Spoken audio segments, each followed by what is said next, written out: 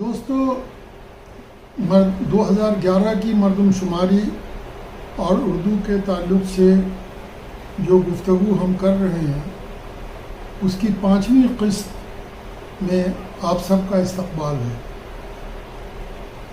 گزشتہ قسط میں ہم نے اس پر گفتگو کی تھی کہ لسانی بوقلمونی کے خاتمے سے کیا ہو رہا ہے اور لوگ لسانی ہجرت کر رہے ہیں، ایک زبان سے دوسری بااختیار زبانوں میں جا رہے ہیں، تو اردو پہ اس کا کیا اثر پڑے گا۔ ہم ذرا اس کی کچھ اور تفصیل خاص طور سے اردو کے تعلق سے بیان کرتے ہیں اور تاکہ اس بات پر غور کرنے میں آسانی ہو کہ خاص اردو کی صورتحال کیا ہے۔ ہندوستان میں پہلے تو ان زبانوں پر آفت آئی تھی جن کو آئین کے 8ویں شیڈول میں درج نہیں کیا گیا، یعنی وہ سرکاری سرپرستی سے محروم ہے۔ جب ہمارا آئین بنا تھا اس وقت ایک شیڈول بنایا گیا تھا جس کو 8واں شیڈول کہا جاتا ہے، جس میں اس وقت 22 زبانوں کا اندراج ہے، جن کے بارے میں یہ مان لیا گیا ہے کہ یہ 22 ہماری قومی زبانیں ہیں اور سب برابر ہیں۔ کوئی زبان خواہ وہ ہندی ہو یا کوئی اور ہو، کوئی ایک دوسرے سے بڑی نہیں ہے۔ لیکن بقیہ زبانوں کو جو ہزاروں زبانیں بولی جاتی ہیں ان کو اس میں شامل نہیں کیا گیا، یعنی سرکاری سرپرستی ان 22 زبانوں کو حاصل رہے گی، بقیہ زبانوں کو وہ سرپرستی حاصل نہیں ہوگی کہ اسے کسی بھی ریاست میں سرکاری کام کاج کے زبان بنایا جا سکے۔ بہرحال اس کی بہت ساری تفصیلات ہیں جس پر ہم پھر بات کریں گے۔ چونکہ وہ سرکاری سرپرستی سے محروم ہیں ایک طرح سے، اس لیے ان کی طرف زیادہ توجہ نہیں دی گئی۔ تو یہ سمجھا گیا کہ پہلے ان زبانوں پر آفت آئی جن پر جو سرکاری سرپرستی سے محروم ہیں۔ اب اس عمل نے ان زبانوں کو بھی اپنی لپیٹ میں لینا شروع کر دیا ہے جو آئین میں درج ہونے کی وجہ سے تسلیم شدہ قومی زبان کا درجہ رکھتے ہیں۔ اردو کے علاوہ تیلگو، تامل، اڑیا، ملیالی بولنے والوں کی اضافے کی شرح میں گراوٹ اسی عمل کو ظاہر کرتی ہے۔ اردو کے مقابلے میں بقیہ زبانوں میں کل تعداد میں ابھی گراوٹ نظر نہیں آئی ہے، اس لیے کہ ان کے علاقے متعین ہیں اور ان کی ریاستی سطح پر سرپرستی کی جاتی ہے۔ اردو کے ساتھ ایسا نہیں، وہ کسی بھی ریاست کی زبان نہیں ہے جہاں سرکاری سرپرستی اسے حاصل ہے۔ یہ بات تو اپنی جگہ ہے کہ یہ عمل صرف اردو میں نہیں ہو رہا ہے اور انگریزی جیسی بااختیار زبان نے ہندی سمیت دیگر ہندوستانی زبانوں کا یہی حال کر رکھا ہے، مگر اردو کا معاملہ لسانی تعصب کی وجہ سے زیادہ سنگین ہے۔ اردو اور ہندی کے برخلاف دیگر زبانوں مثلا تامل، تیلگو، ملیالی، مراٹھی، گجراتی، پنجابی، اڑیا، بنگالی وغیرہ کا اپنا گیرندہ علاقہ یعنی کیچمنٹ ایریا ہے، جہاں مقامی لوگ اپنی علمی اور مالی ضرورتوں کے تحت ان زبانوں کو بلا تکلف اپناتے ہیں۔ لیکن کھڑی بولی ایک نہایت محدود علاقے کی بولی تھی۔ کچھ لوگوں نے اسے 2.5 کمشنری کی بولی قرار دیا ہے۔ اس کی معیار بند شکل جو اردو اور پھر ہندی بن کر ابھری، وہ اتنی بااختیار ثابت ہوئی کہ علاقائی بولیوں کے لوگ اس کا حصہ بنتے چلے گئے۔ یہ سلسلہ اب بھی جاری ہے۔ برج، اودھی، بھوجپوری، مگہی، وجیکا، انگیکا اور ایسی ہی بہت سی بولیوں کے بولنے والے ہندی اور اردو کو مادری اور علمی زبان کے طور پر اختیار کر لیتے ہیں۔ ان کا گیرندہ علاقہ یعنی کیچمنٹ ایریا مشترک ہونے کی وجہ سے اردو اور ہندی کے درمیان مسابقت بھی جاری رہتی ہے۔ آزادی کے بعد ہندی سیاسی اور معاشی اعتبار سے نسبتاً زیادہ بااختیار زبان بن گئی۔ اسے مرکزی سرکار کی کام کاج کی زبان قرار دیا گیا، ساتھ ہی بہت سی ریاستوں نے بھی اسے اپنا لیا۔ بہت دنوں تک باوجود مسلمان لازمی طور پر اردو سے اور ہندی سے وابستہ رہے۔ اب صورت یہ ہوتی کہ بچہ ابتدائی درجے میں اپنی بولی بولتا ہوا داخل ہوتا، بھوجپوری، مگہی، اودھی، جو بھی اس کی بولی ہے۔ اردو کا استاد اسے اردو کے لسانی سانچے میں ڈھالنا شروع کر دیتا۔ رفتہ رفتہ بچے کی زبان پر سے مقامی بولی کا اثر تقریباً زائل ہو جاتا۔ پڑھانے کا طریقہ اکثر ایسا ہوتا کہ نہ کوئی نظم یا نثر کا ٹکڑا پڑھنے کو کہا جاتا، غلط تلفظ پر ٹوکا جاتا، لفظ کے معنی بتائے جاتے، جملوں کی ترکیب سمجھائی جاتی، قواعد کے اصولوں سے آگاہ کیا جاتا۔ غرض یہ کہ زبان کی خراج پر چڑھا کر بچے کو اردو کے لسانی سانچے میں ڈھال دیا جاتا۔ رفتہ رفتہ زبان کی تعلیم سے بے اتنائی بڑھتی جانے لگی۔ جو تعلیم پاتے ہیں ان سے ہی استاد بنتے ہیں۔ جب استاد اردو کے لسانی سانچے میں ڈھلا ہوا نہیں ہے تو طالب علم کی تربیت کیا کرے گا؟ اردو اور ہندی کا گہریندہ علاقہ تو تقریباً ایک ہی ہے۔ اردو والے اسے اپنے لسانی سانچے میں نہیں ڈھالیں گے تو وہ یقیناً ہندی کی طرف راغب ہوگا، جو مزاج کے اعتبار سے بعض بولیوں سے قریب ہے، اودھی سے، برج سے، بھوجپوری سے، اور ساتھ ہی سیاسی و معاشی اعتبار سے ہندوستانی زبانوں میں فی الوقت سب سے بااختیار ہندی ہے۔ یہی ہو رہا ہے۔ چنانچہ تیلگو، تامل، اردو، اڑیا، ملیالی وغیرہ میں جہاں شرح نمو میں کمی آئی ہے، وہاں ہندی بولنے والوں کی تعداد میں حیرت انگیز اضافہ ہوا ہے۔ شمالی ہندوستان کی بولیوں سے ہندی کی قربت اور اردو کی ان سے دوری، اور اس کے ساتھ اردو والوں کا نہ صرف کھڑی بولی کے ادب پر بیجا اصرار بھی اس مسئلے میں اہم کردار ادا کر رہا ہے۔ زبان صرف صرف و نحو کا مجموعہ نہیں ہے۔ ہر زبان ایک تہذیب کی نمائندگی کرتی ہے جس کا کوئی نہ کوئی کونیاتی نظریہ ہوتا ہے۔ اس پر غور کرنے کی ضرورت ہے کہ اردو جس کونیاتی نظریے کی نمائندگی کرتی ہے، کیا وہ کبیر، جائسی، رحیم اور رسخان کے کونیاتی نظریے سے مختلف ہے؟ اگر ان میں بڑی حد تک اشتراک ہے تو ان شعراء سے منہ موڑنے اور ان کو ہندی والوں کو سونپ دینے میں اردو کی بھلائی ہے یا نقصان ہے؟ اول تو اردو ایسی کسی مسلم تہذیب کی نمائندہ نہیں ہے جس کا مبہم سا تصور اس خرابی کے پس پشت کار فرما ہے۔ دویم یہ کہ اردو زبان کے ارتقاء کے سلسلے میں تہذیبی آمیزش کے اس عمل کو بھی یاد رکھنا چاہیے جس میں صوفیہ نے کلیدی کردار ادا کیا تھا۔ عبدالوحید بلگرامی نے حقائق ہندی، جو 1566-67 کی کتاب ہے، میں تفصیل پیش کی ہے کہ صوفیہ نے کس طرح اپنے افکار کو پیش کرنے کے لیے ہندوستان میں مروج اصطلاحات و علامات کی نئی تعبیرات ڈھونڈی۔ کشن کو جگہ جگہ خدا اور کبھی پیغمبر کے لیے، اسرافیل کو مہادیو، میکائیل کے لیے وشنو اور جبریل کے لیے برہما کی اصطلاح کو استعمال کیا گیا، یعنی ان کو نئے معنی پہنائے گئے۔ ان کے یہاں جگہ جگہ بانسری کن فیکوں کی علامت بن گئی۔ عبدالحلیم بلگرامی کی طرح عبدالرحمن چشتی نے انیس الاشاق میں لکھا ہے کہ بعض جگہ برہما آدم کی علامت تھی اور مہادیو پیغمبر کی، یعنی مروج اصطلاحات اور ان میں پنہا تصور کو نئی تشریحات کے ساتھ پیش کیا گیا۔ صوفیہ دل سے دل کا سودا کرتے تھے۔ انہوں نے بھجن کی مقبولیت دیکھی تو اپنے اقوال اور افکار کو راگ راگنیوں میں ڈھالنا شروع کر دیا، جسے بھجن کی طرح محفل میں گایا جا سکے۔ قوالی اسی عمل سے نکلی اور مذہبی و اخلاقی تعلیم کا مؤثر ذریعہ بنی۔ یہ سلسلہ اتنا قدیم ہے کہ سید نور الدین عرف ست گرو متوفی 1297 کے ست پنتھی رسائل میں بھی نظر آتا ہے، جس میں تصوف کی باریکیوں کی صراحت کے لیے بھجن کا سہارا لیا گیا ہے۔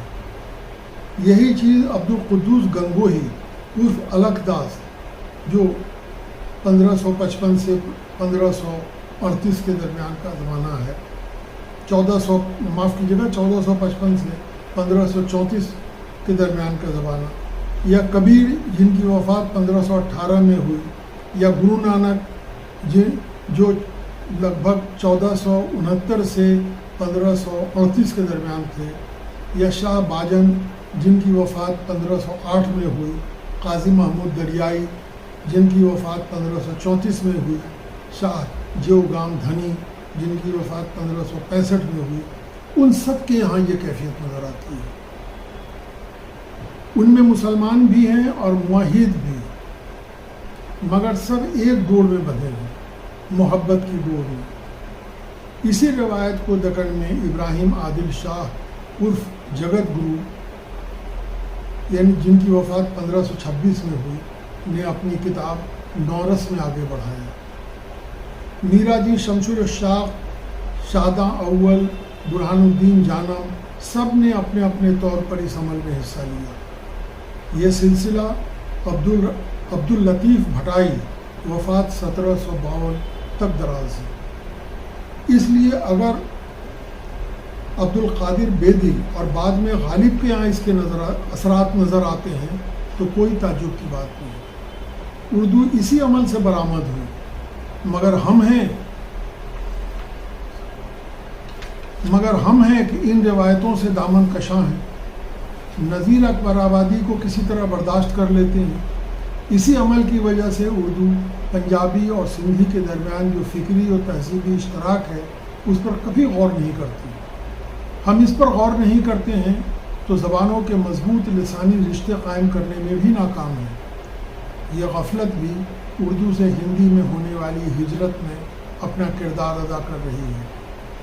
شمالی ہندوستان کے گاؤں میں جو کبید اور ضرب الامثال ہمہ وقت لوگ دہراتے ہیں وہ کھڑی بولی میں نہیں ہوتی ہے۔ اس پر غور کرنا چاہیے کہ ان بولیوں کے ادب سے ہم کس طرح اپنا رشتہ استوار کریں۔ اردو کے ساتھ جو ہو رہا ہے اس میں لسانی تعصب کا بھی دخل ہے۔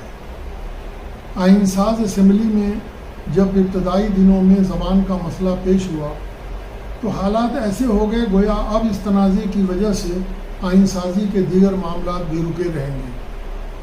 چنانچہ زبان کے مسئلے کو آخر میں طے کیے جانے کے لیے موقوف کرنا پڑا۔ بالآخر آئین ساز اسمبلی میں زبان پر بحث 12 ستمبر 1949 کو شام 4 بجے شروع ہوئی۔ طویل مباحثے کے بعد جب 14 ستمبر کو ووٹنگ ہوئی تو ہندوستانی کے حق میں کل 14 ووٹ پڑے۔ پھر سے جب دیوناگری کے ساتھ اردو رسم خط کو شامل کیے جانے پر رائے شماری ہوئی تو اس کے حق میں محض 12 ووٹ پڑے تھے۔ ظاہر ہے کچھ لوگ اردو رسم خط کو کسی بھی طرح برداشت کرنے کو تیار نہیں تھے۔ اردو کے ساتھ بڑھتا جانے والا یہ لسانی تعصب یہاں تک محدود نہیں رہا۔ اس نے آزادی کے بعد طرح طرح کے گل کھلائے۔ مثلا آزادی اور تقسیم ملک کے ساتھ اردو بازار کا شیرازہ بکھرتا گیا۔ چند دہائی تک شمع، 20ویں صدی، ہند پاکٹ بکس، نکھت پبلیکیشنز جیسے اداروں نے اردو کے قارئین کو باندھے رکھا، مگر 70 کی دہائی تک یہ دم توڑنے لگی۔ مکتبہ جامعہ میں آکسفورڈ جیسا بڑا اشاعتی ادارہ بننے کے تمام امکانات موجود تھے، مگر بک پبلشنگ کے پیشہ ورانہ مہارت کی کمی نے ان امکانات کو ختم کر دیا۔ یہی معاملہ اردو اخبارات کے ساتھ ہوا۔ سرمایہ داروں نے انگریزی کی طرز پر ہندی صحافت میں کثیر سرمایہ کاری کی، چنانچہ ہندی میں نسبتاً بڑے روزنامے اور ہفت روزہ اخبارات نکل آئے جو بڑی سرمایہ کاری سے پیشہ ورانہ مہارت کے ساتھ چلائے جاتے تھے۔ ان کا مواد اور ان کی طباعت کا معیار بھی بہتر ہوتا گیا۔ اردو پڑھنے والے موجود تھے، مگر ان سرمایہ داروں نے تقریباً 8 دہائی تک اردو اخبارات میں سرمایہ کاری سے گریز کیا۔ اس عرصے میں جالندھر سے نکلنے والا ہند سماچار اردو کا سب سے کثیر الاشاعت اخبار بنا رہا۔ حیدرآباد میں سیاست، رہنمائے دکن جیسے اخبارات نے تو بمبئی میں انقلاب نے اپنے قاری کو باندھے رکھا، مگر شمالی ہندوستان میں صورتحال مختلف تھی۔ 2-3 دہائی تک الجمعیت اور دعوت جیسے اخبارات شمالی ہندوستان میں کسی نہ کسی حد تک رسائی رکھتے تھے، مگر قارئین کی اس نسل کے خاتمے اور پیشہ ورانہ بد انتظامی کی وجہ سے یہ اخبار بھی دم توڑنے لگے۔ ان میں سے کوئی نئی ضرورتوں کے سانچے میں نہیں ڈھل سکا۔ دہلی اور اس سے متصل خطے میں اردو اخبارات کی اشاعت ان کے دم سے تھی جو تقسیم ملک کی وجہ سے یہاں آ گئے تھے۔ ان کو کاروبار کا سلیقہ آتا تھا، اس سے انہوں نے ہر طرح کی مراعات حاصل کی، مگر ان کے قارئین کی بڑی تعداد اس آبادی پر مشتمل تھی جو تقسیم کے نتیجے میں ہندوستان آئی تھی۔ یعنی یہ اخبار اپنے قارئین کی بڑی تعداد اپنے ساتھ لائے تھے۔ اس نسل کے خاتمے کے ساتھ ان اخبارات کی اشاعت بھی گھٹتی چلی گئی۔ ان کے پاس سرمایہ تھا۔ اردو اخبار کے نام پر الاٹ کی گئی زمین پر بنی کثیر منزلہ عمارت تھی اور ہیں، مگر انہوں نے سرمایہ کاری کر کے اپنے اخبار کو جدید عہد کی ضرورتوں کے مطابق بنانے اور قارئین کی نئی شیرازہ بندی میں کوئی دلچسپی نہیں دکھائی۔ اس کی جگہ یا تو وہ بھی ہندی صحافت کی طرف متوجہ ہو گئے یا اردو سے کمائی ہوئی دولت کو دیگر منافع بخش کاموں میں لگانے لگے۔ اشاعتی اداروں میں نجی سرمایہ کاری نہ ہونے کی وجہ سے جو مسائل پیدا ہوئے وہ اپنی جگہ، مگر ان اداروں کے فروغ میں جو سرکاری مدد مل سکتی تھی وہ بھی بصیرت کی کمی کا شکار ہو گئے۔ مثلاً 1969 میں ترقی اردو بورڈ کا قیام عمل میں آیا۔ یہ مایوسی کے اندھیرے میں روشنی کی کرن کے مانند تھا۔ اس نے ان کتابوں کو اردو میں شائع کرنا شروع کیا جن سے اردو میں سماجی اور نیچرل سائنس کا فروغ ہو سکتا تھا۔ یہ بہت ضروری کام تھا۔ اس کے اثرات کا علمی جائزہ اب تک نہیں لیا گیا ہے، مگر اس کی منصوبہ بندی میں ایک بنیادی خرابی تھی۔ اگر ترقی اردو بورڈ کی اسکیم یہ ہوتی کہ وہ چھپنے کے لیے تیار مسودہ نجی اشاعت گھروں کو مالی امداد کے ساتھ مقررہ قیمت پر بیچنے کے لیے فراہم کرتا تو اس سے نجی اشاعتی اداروں کی ترقی ہوتی۔ جب اس نے خود چھاپا اور بیچا تو اس سے واپس آنے والی رقم سرکاری کھاتے میں گئی۔ نجی اشاعتی ادارے سرمایہ کاری نہ ہونے کی وجہ سے گھریلو ادارے بنے رہے۔ اس کا ایک اور پہلو ہے جو زیادہ سنگین ہے۔ 60 کی دہائی کے وسط تک زیادہ تر ریاستوں میں نجی اشاعتی ادارے نصابی کتابیں چھاپ کر تعلیمی بورڈ سے منظور کرا لیتے تھے۔ پھر اسی دہائی 80 کی دہائی میں نصابی کتابوں کو قومیانے کا سلسلہ شروع ہوا۔ تقریباً تمام ریاستوں میں ٹیکسٹ بک کارپوریشن یا بیورو کھلے۔ اس طرح جلد ہی اسکول کی نصابی کتابوں کا 90% ان اداروں کے ذریعے فراہم کیا جانے لگا۔ NCERT و نیز ریاستوں میں جو نصابی کتابیں تیار کی جاتی ہیں وہ اپنے آپ مطالعے کے لیے خود تشریحی نہیں ہوتی ہیں، جامع ہوتی ہیں تاکہ ان کے مطابق استاد پڑھائے۔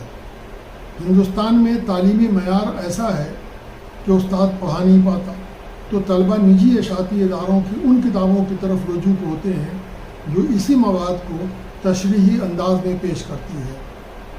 یہ روایتی قسم کی کنجی نہیں ہوتی، بلکہ سرکاری اداروں کی کتابوں کو سامنے رکھ کر ماہر اساتذہ کے ذریعے تیار کی ہوئی معیاری کتابیں ہوتی ہیں جن کا انداز تشریحی ہوتا ہے تاکہ استاد کے نہ پڑھانے پر بھی طلبہ اس سے کام چلا لیں۔ اس کے لیے سرمایہ درکار ہے جو اردو میں موجود نہیں تھا، اس لیے اردو میں ایسی کتابوں کا فقدان رہا۔ اب اگر سوشل سائنس یا نیچرل سائنس کی ایسی کتابیں اردو میں دستیاب نہیں ہیں تو طالب علم ہندی میں پڑھے گا اور اسی لسانی سانچے میں ڈھلے گا۔ یہی ہوا ہے۔ 90 کی دہائی سے جب کھلی معیشت کے نام پر ملک کے معاشی ڈھانچے میں تبدیلی کی گئی تو ریاستی ٹیکس بک کارپوریشن یا بیورو کی طرف بھی بے توجہی بڑھتی جانے لگی۔ اب صورت یہ ہے کہ متعدد ریاستوں میں جہاں اردو والے کثیر تعداد میں ہیں، سرکاری ادارے نصابی کتابیں بروقت فراہم کرنے میں ناکام ہیں۔ اردو میں نصابی کتابوں کی اشاعتی پروگرام کے تحت اگر ترقی اردو بورڈ کے ذریعے نجی اداروں کی مالی مدد کی گئی ہوتی اور تو ان میں سے بہت سے ادارے آج ریاستی سطح پر یہ کام انجام دے رہے ہوتے ہیں۔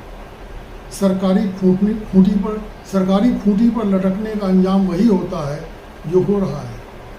سرکاری پالیسی کا رخ نہیں بدلا کہ اس پر لٹکنے والے زمین پر آ گئے۔ ہندی پٹی میں کتابیں بر وقت موجود نہیں ہیں تو بچے کیا پڑھیں گے؟ ظاہر ہے وہ ہندی کی طرف رجوع ہوں گے۔ یعنی اب صورتحال یہ ہے کہ ہندی پٹی میں جہاں اردو اور ہندی کے درمیان زبردست مسابقت ہے، وہ بچے جو اودھی، بھوجپوری، برج، مگہی یا دوسری بولیوں سے آ رہے ہیں، ان کو اردو کے خراج پر چڑھا کر ان کو اردو کے لسانی سانچے میں ڈالنے کا کام تقریباً ختم سا ہو گیا ہے۔ نتیجہ یہ ہے کہ وہ تمام بچے ہندی کے لسانی سانچے میں ڈھلتے ہیں اور پھر رفتہ رفتہ ان کی زبان ہندی ہو جاتی ہے۔ یہ ایک بہت بڑی وجہ ہو سکتی ہے، اس پر غور کرنے کی ضرورت ہے کہ صرف ہندی علاقے میں جو لسانی ہجرت اردو سے ہو رہی ہے اس کی وجہیں کیا یہ ہیں، اور اگر نہیں ہیں تو کیا ہیں۔ دانش جویان اس پر غور کریں گے، لیکن اگر عام اردو آبادی بھی اس پر غور کرے تو ممکن ہے وہ ایک بہتر حل کے ساتھ سامنے آئیں گے۔